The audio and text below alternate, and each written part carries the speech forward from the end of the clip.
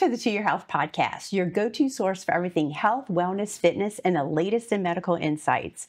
I'm your host, Rhonda Alfred, and joining us on this episode is Dr. Alana Nichols, a new pediatrician and internal medicine specialist at Terrebonne General Health System. Welcome to the show, Dr. Nichols. Thank you so much for having me.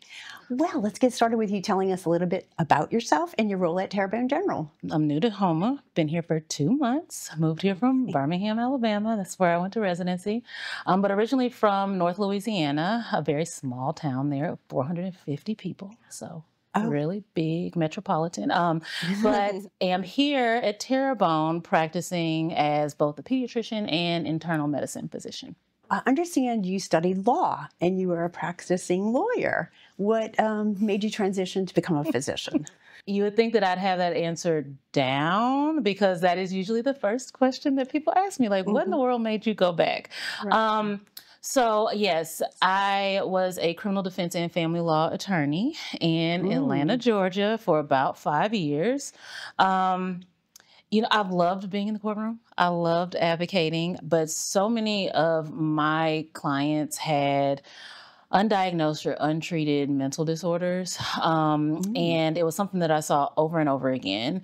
And I feel like I might have been on not the wrong side of things, but I started to feel like maybe there is a different way that I can advocate because I realized that's what I really liked about practicing law was the advocacy. So did that lead you to become a doctor? It did. I started to transition and I didn't have any of my prerequisites for medical school because I was like full steam ahead for law school. And so went back to school to do my prereqs. But medicine wasn't like a completely nebulous idea for me. I grew up in a house where my mom, she was the dean of a nursing school in Mississippi. And my dad was internal medicine, so he had a practice in Louisiana and Mississippi. So I grew up around medicine. I just did not realize that it was something that I was going to be doing until later. Your parents were probably like, I can't believe you're not going to do this. Yes. You went in a totally opposite direction. Oh, absolutely.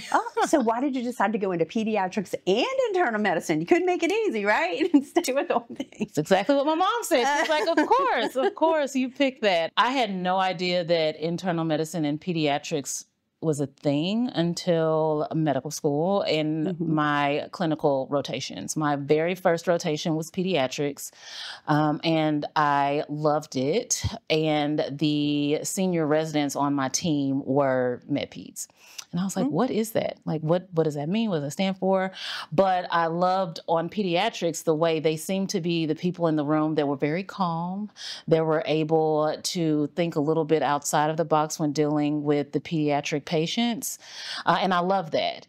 And I didn't really get that feeling about the area that I wanted to practice until my very last rotation, which was medicine. And then, as luck would have it, my senior residents on medicine were med-peds. And so then I got to see it from the other side. So when dealing with the adult patients, the med-peds residents had a very special way of being able to communicate with the patients that it was just far superior to some of the other people. And I love the way they were able to kind of flip back and forth. And so I've learned more about the subspecialty. And I realized that the same way I felt my very first rotation was, I didn't feel that way again until my last one. And so I was like, I don't have to pick. I can do both. You can do both. Why not? Why not? As a pediatrician, tell us a little about your role and the types of patients you treat. I see from newborn all the way up to 18 in the pediatric clinic. And luckily, the majority of children are well, and that's why we call them the well visits, right? And so in the very first stages of life, the first couple of years, you're seeing them a lot more often, but you're also getting to know parents or their caregivers and siblings, but you really are making sure that they're on track with development and making sure that parents are comfortable and making sure they're getting the proper nutrition to set them up for success. It really is, not just about sniffles or just the things that you first think about when you're thinking about health. You are making sure that they are on track with school and you're truly getting to know them. And then once they get to a certain age, those appointments start to spread out. And so in best case scenario, you're only seeing them once a year after a certain point. Right. And then you obviously have the kids that come in with the acute illnesses, runny noses, ear infections. And so we see a lot of those, especially when it's that time of year. But you're seeing them for everything. Best case scenario, you're not having to see them that often because they're healthy. And as an internal medicine physician, tell us what your role is like in that capacity. So then I get to deal with the rest of the spectrum, right? So I pick right up at 18 all the way, into our elderly population.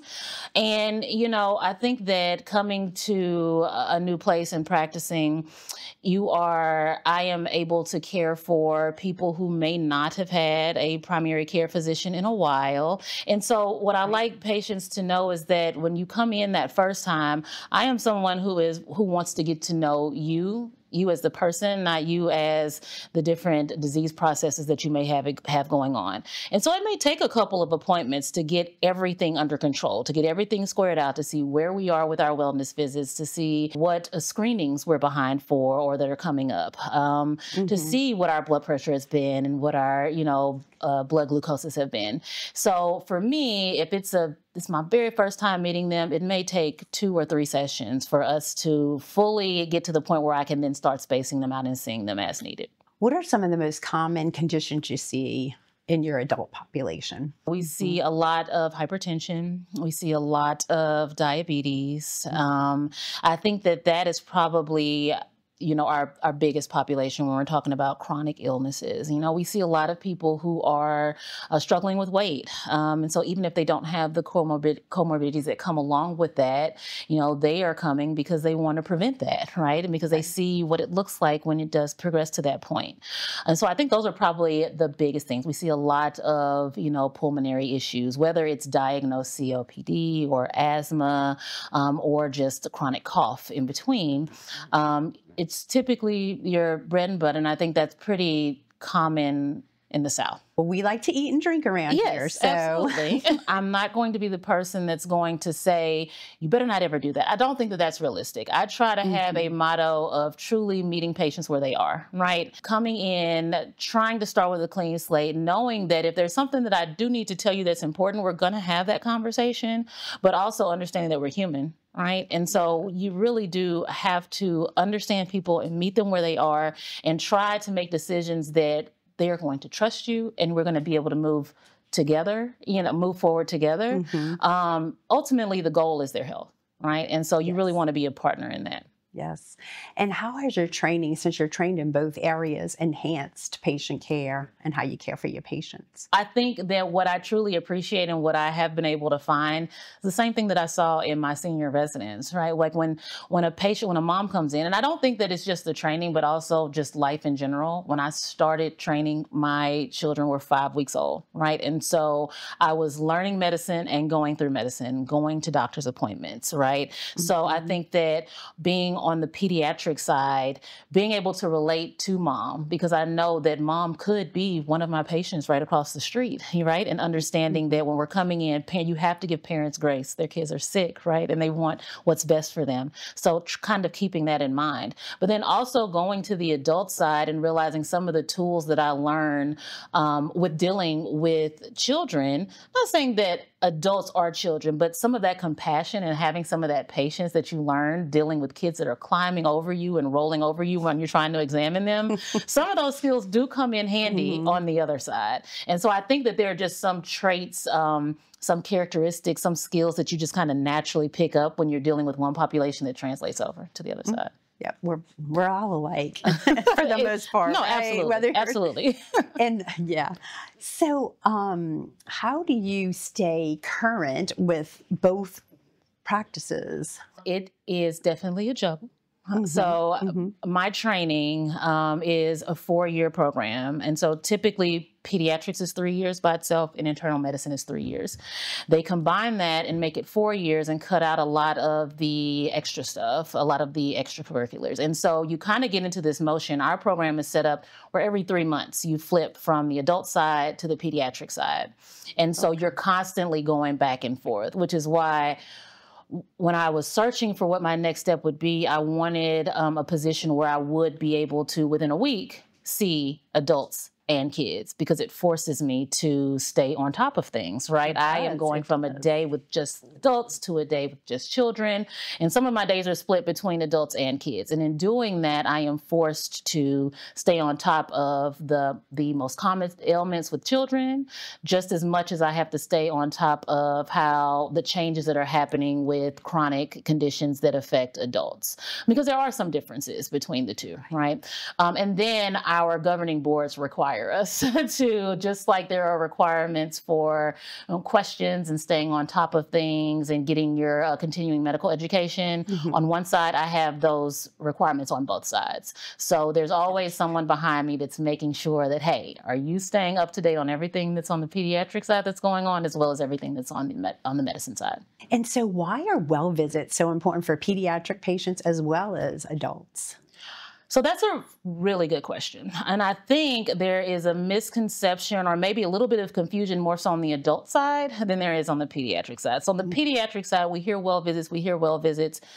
And it's something, that I touched on a little bit before. The well visits for children are, set points where we are able to check in with parents to see how they're doing, but also making sure that kids are meeting their milestones, right? So we're making sure that they are growing as far as weight and height, but also making sure that they are growing developmentally, that they have the proper motor functions, that they are interacting socially appropriately, and having the well visits we're able to track that. And if we see things that are falling behind, we're able to stay ahead of it. And it also is important to be able to keep them up to date with their vaccinations and making sure that they are growing appropriately. And so those things are based around the schedules that we get from our governing organizations and from recommendations from other agencies, to where we can kind of tie it up in a nice little package. Check in on mom, make sure our children are growing well, but then also making sure that they're getting their vaccines and staying on top of things. The adult side, the wellness visits are a little bit different, because it's hard to explain to patients that, you're coming in for this wellness visit, but we're not talking about everything that's going on with you. It's our opportunity once a year to basically make a roadmap of everything that's going on with them, right? Making sure that we not only have a clear picture of your health, but where are we behind on our screenings? How can we set this up for success for you to be able to have those? But then also, what are the obstacles that are stopping you from getting there, right? Do we have socioeconomic things that are impacting your ability to get there? Do we have some lapses in our health literacy that's making it hard for you to be able to stay on top of your medication? And so those appointments are supposed to be an overview for the things that we need to focus on when you come in over the next year. Oh, well, thank you so much for sharing this great information with us. Absolutely. We really appreciate it. Absolutely. Thank you so much for having me. For more information about Dr. Nichols, visit tghealthsystem.com. Don't forget to like, share, and subscribe to our podcast where you get your podcast.